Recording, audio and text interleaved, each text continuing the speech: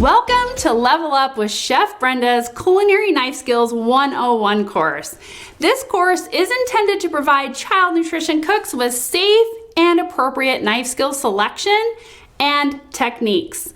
You may be asking yourself, why is this important in child nutrition programs?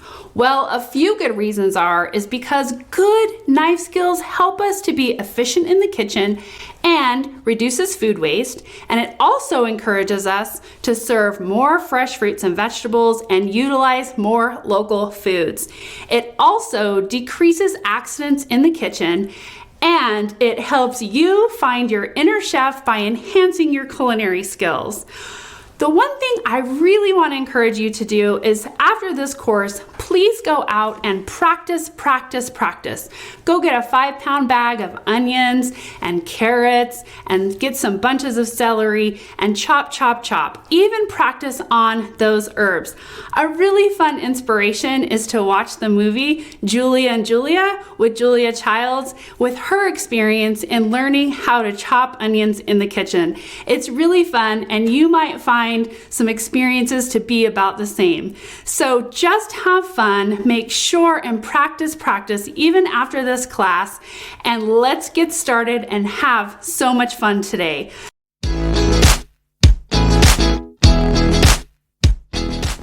Before we start having fun slicing and dicing our fresh fruits and vegetables in the kitchen, let's talk knife safety first. The number one thing we have to remember in the kitchen is always start with a sharp knife. If your knife is not sharp, get it sharp before you start slicing and dicing. The second thing is you want to make sure that you hold your knife properly. So hold your knife properly, and then also use your guided hand. Your guided hand is very important, and as you'll see through these videos, I use my guided hand a lot. So with your guided hand, you want to curl your fingers up front, and then oftentimes we're going to put our thumb right in the back. Make sure you pay attention to where that thumb is, because it can wander around and we don't want to accidentally cut it. So again, just put it behind whatever it is that you're cutting, and then you can see here my fingers are curled around. Also, I have my middle finger here is sticking out, and it really is guiding my knife as I'm going along. So you'll see that in the videos that my knife is right up against my middle finger. Some folks like to use all 3 fingers, but my fingers aren't long enough to do that. So I just use my middle finger, and the other 2 fingers are just guiding the food right along, and that's why it's called your guided hand. Very important. A couple of things that you want to make sure that you don't do is you never want to take and angle your blade towards you, because if I angle it and it's pointing towards me, I could slip and really hurt myself. Another habit that a lot of people have that's hard to break is you don't ever want to put your hand over your knife like this, because it could slip and you could cut your fingers that way too. Another really hard habit, I've seen people all over the country when I've taught these classes have such a hard time breaking this habit, is putting your finger on top of your knife. You don't want to do that. Your finger starts cramping, your knife is not very stable, so you don't want to do that. So remind yourself, maybe even put a little sticky note through this class to remind yourself to put that finger down close to the bolster. You might even need to tie a string on your finger or something like that while you're practicing, just to remember to keep that finger down, because it is a hard habit to break. Another thing that you don't want to do is you don't want to start with a cutting board that is slippery. So this one's pretty stable, and in the next video, I'm going to show you how to do that safely. Never leave your knife unattended. Anytime I put my knife down, I always try to put it with the blade pointing out, just like I did here. If you're not using your knife, you could put it to the edge of your cutting board, and then you always know where it is. Very important. The other thing to remember is that if you are finished with your knife and you need to take it to the dish room, you don't want to just leave it on the washboard. You want to put it in a pan or something like this if you're not going to wash it right away. The reason why is because knives could end up in the sink with a lot of suds, and people may not know that it's there. If they come in behind you to wash the dishes and your sharp knife is at the bottom, we don't really even want to think about how that could end up. So make sure that you have a pan or something that's right next to the dish sink, maybe on the washboard, where all the dirty knives can go, and that way when it's time to wash them, everyone can see the knives. They can be very careful with those blades. Very, very important. Another thing is, you never want to use your knife to open a can. I've seen people try to do this, and it is very dangerous for so many reasons. You could cut yourself with your knife, and you could also cut yourself on the can. So please don't ever do that. And last but not least, when you are using your knife, it is so important to pay attention in the kitchen. You want to take away all distractions. Make sure you turn your phones off, especially during this class, because you're just learning new knife skills and you want to be able to pay attention during class. So again, remove all those distractions and make sure that you are very in tune to what you're doing so that you don't mess up and hurt yourself. All right, let's go have fun in the kitchen.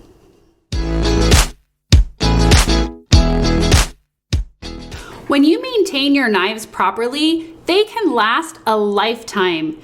When you're washing your knife, what you want to do is wash them in a 3-sink compartment, or you can even use buckets if you have a commercial dishwasher. So I've seen a lot of kitchens where they just set up their wash, their rinse, and their sanitize with the buckets. Even if you are a home daycare, it's a really good idea because it kills any bacteria that may be on your knife, especially if you're processing raw meats. The other thing is you want to make sure that you get into these grooves and clean them really well so that bacteria doesn't sit in there and cross-contaminate your food.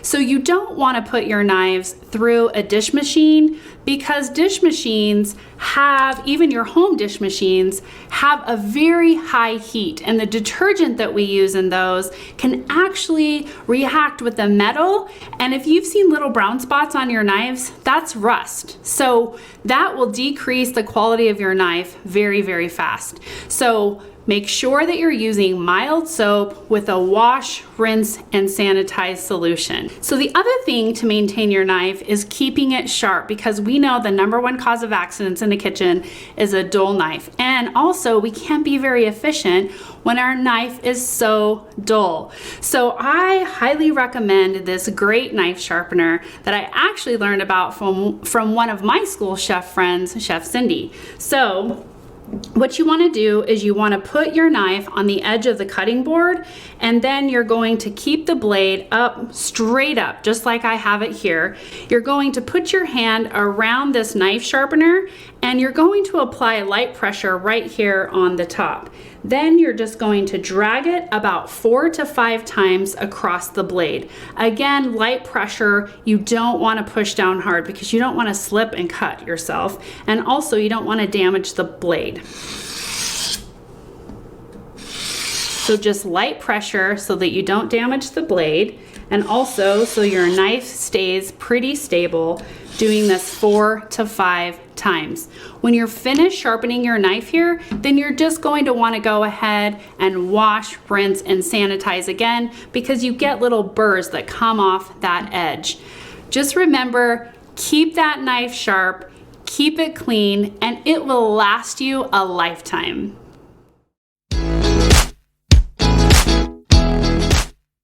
Now comes the fun part, how to hold your knife. So to hold your knife properly, you're gonna go ahead and pick it up, and you wanna pay attention to this part of your knife. This is the bolster. It's really where the weight and the balance is in your knife.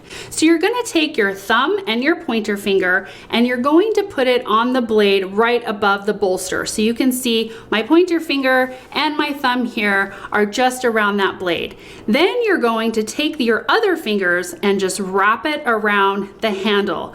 Very easy. And now, when you start practicing using your knife, you're just going to want to use these gliding motions.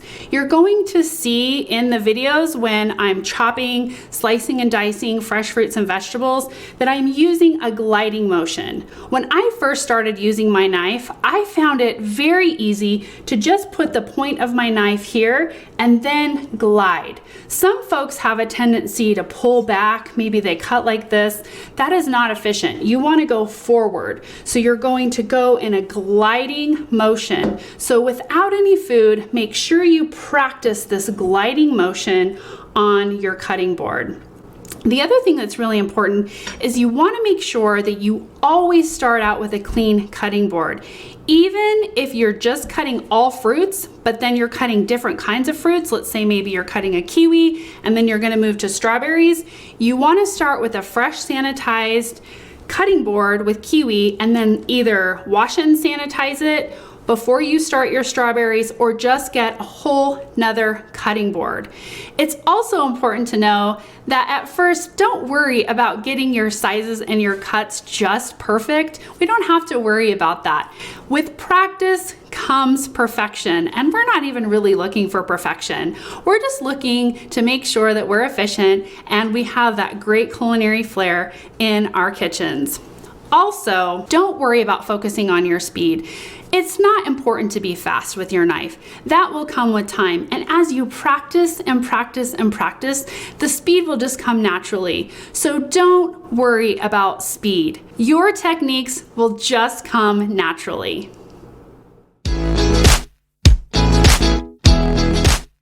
Do you often go into the kitchen and slice and dice all of your food and then you leave just exhausted? Well, chefs have a technique that can help with this because it prevents you from running back and forth and making sure that you have everything in its place. It's called mise en place. Again, mise en place means everything in its place. So what you want to do is you want to make sure you wash and air dry all of your fresh fruits and vegetables before you get started.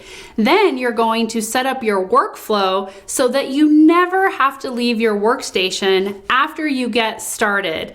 And that saves a lot of energy and a lot of time. So as you can see, I have my washed potato here. I have my peeler ready to go. I have my knife. I have my gloves. And I do want to mention that in this course, during the knife skills class, I do not wear gloves because I want you to see where my hands are and the techniques that I'm using. However, you should always wear your gloves, especially according to your health department regulations and also your facility regulations. Very, very important. But anytime you're preparing ready to eat foods, you should always have clean hands with gloves. So just wanted to mention that. Then you want to have your cutting board and you want to make sure that you have something to keep it really secure so it's not slipping around when you're cutting. What I like to use is these rubberized shelf liners, and what's great about these is you can wash them in the washing machine and you can also wash them in the dish machine, and they're very inexpensive. However, some health departments do not like you using these, so make sure you check with them to see what they would prefer that you use. The other preferred method is using a wet washcloth out of your sanitizer bucket. So you could just simply take your wet washcloth and put it underneath your cutting board, just like I'm doing here with this shelf liner. And now you can see my cutting board isn't going anywhere. It's very stable and secure. I like to bring my cutting board right up to the edge because it helps me be more fast and efficient and also hold that technique. And then I'm not bending over either because I want to save my back. Last but not least, I have the bowl that's ready where I will put all of my prepared potato, and then I have my scrap bowl. I don't like to put my garbage can right next to me because inevitably I accidentally grab it and sometimes I don't even realize I grab it, and then I have contaminated hands when I come back to prepare my food. So I like to use a scrap bowl and I just wash and sanitize it between each preparation of each different fruit and vegetable. That way I know I'm not cross-contaminating anything. So let's get started with those knife skills now that we have our mise en place all set up and ready to go.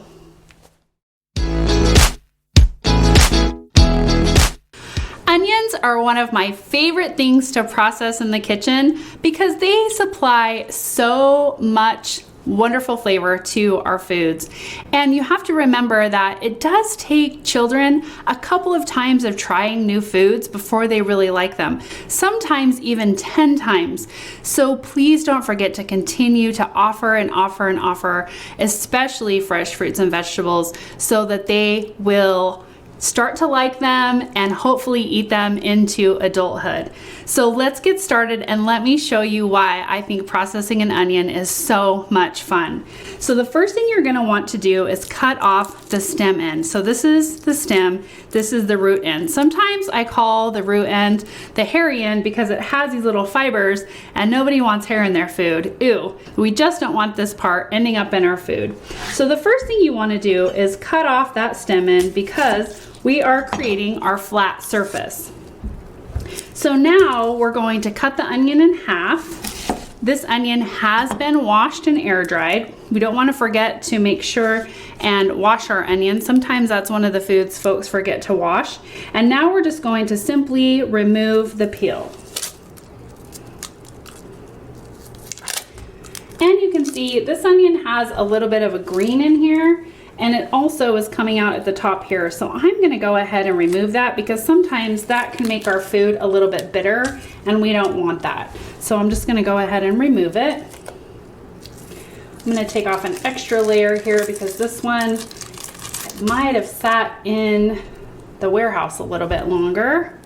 So the next thing we're gonna wanna do is make sure that we bring the onion close to the end of the cutting board. So you can see that my cutting board is pretty close to my body because you don't want to be leaning over. Oftentimes when I teach knife skills classes, folks tend to do that and I'm not sure why. So it's very important to be conscious about bringing it closer to your body. The other thing is I'm going to show you an easier way to cut an onion and then I'm going to show you a little bit more advanced with this half here. So the first thing you're going to want to do is go ahead and cut vertical slices right down the side. But remember, we want to keep the hairy end or the root end intact because we don't want that to end up in our food. So I'm just going to go ahead and make slices. I'm going to make these about medium dice. So I'm cutting slices in all about the same size. And now I'm going to come back. I want to keep my thumb out of the way and I want to use my guided hand. So to use my guided hand, what I'm doing here is I'm placing my knife up against my middle finger here and then my other fingers are just going to guide this knife in the direction that I want it to go and also the size of my dice.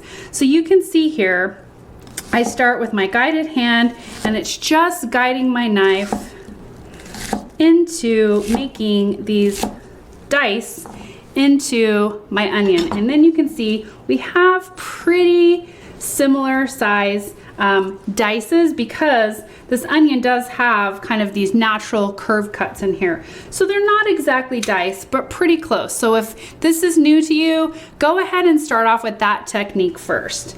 So the next technique that we have, notice that I used my scraper and not my knife to pick up that onion.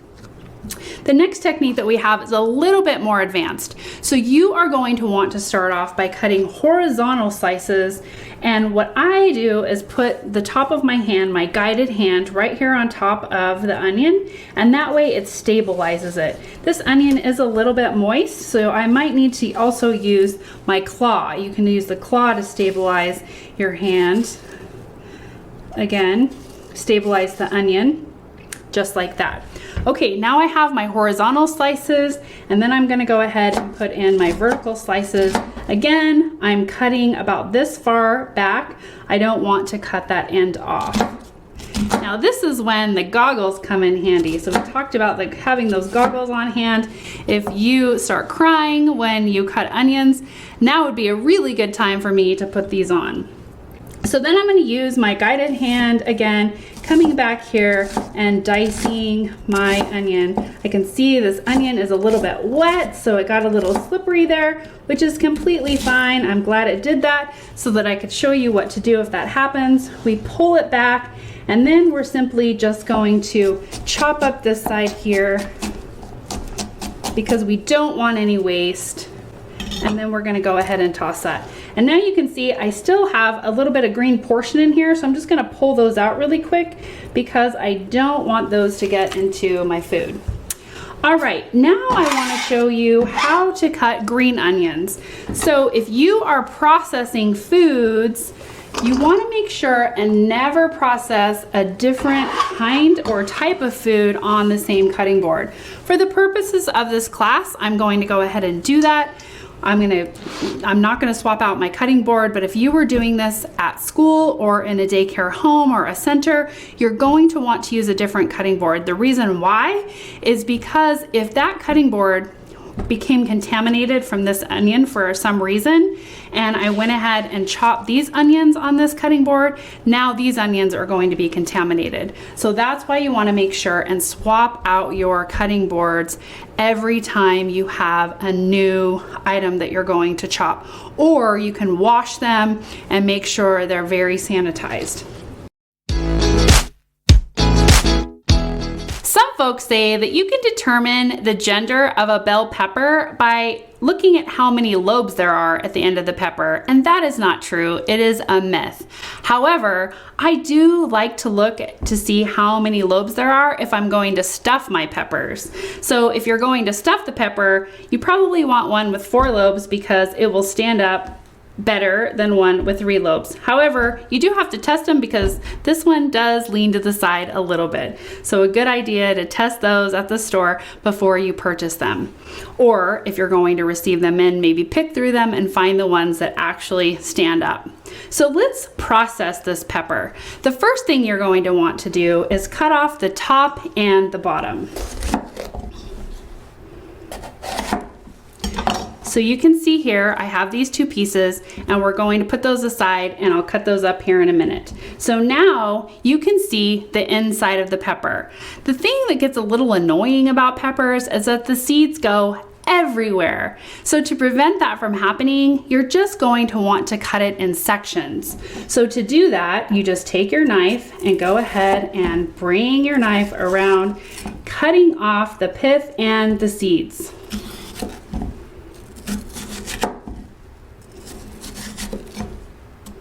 Isn't that nice? So clean. Now all we need to do is just throw this portion away. Now we have our little sections.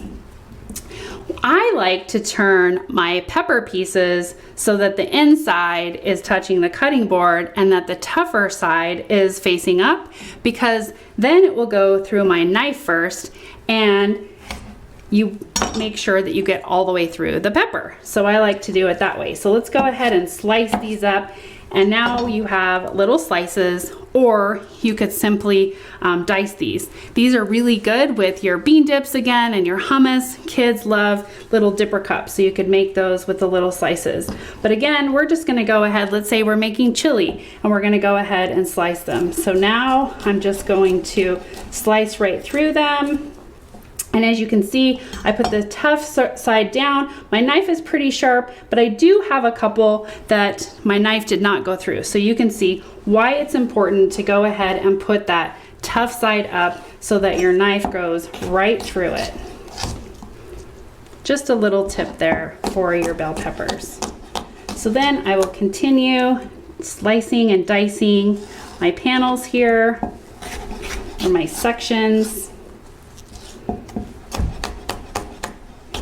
You can hear this pepper is pretty tough. Missed one there, so I'm just gonna set it aside so I can continue.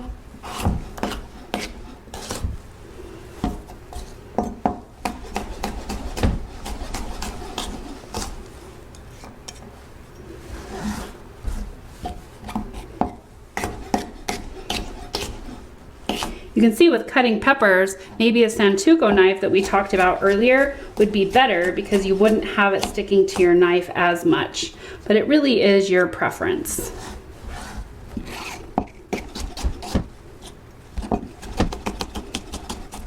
All right, now we want to make sure that we don't have any waste. Could you imagine if you were cutting 5 or maybe even 20 peppers and we just threw these tops and bottoms away? That would be a lot of money that we're just throwing away. So we don't want to do that. We're going to go ahead and use these up. So I'm just going to chop around the top here, getting all those pieces around the stem.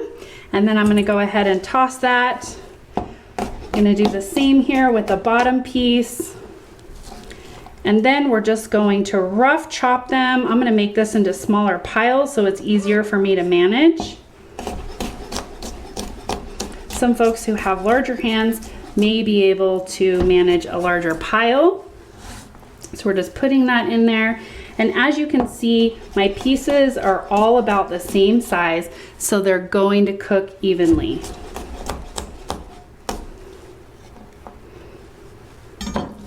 And voila, there you go, beautiful green peppers. Thank you for participating in this Knife Skills 101 course for child nutrition programs. We hope that you have honed in on your knife skills and have had so much fun in your kitchens learning new knife skills. If you would like to watch more how to slice and dice fresh fruits and vegetables videos, please subscribe to my YouTube channel. We would be grateful if you would click on the bell to receive a notification when we release new videos. Thanks for watching. We hope you enjoyed this culinary training. Yummy!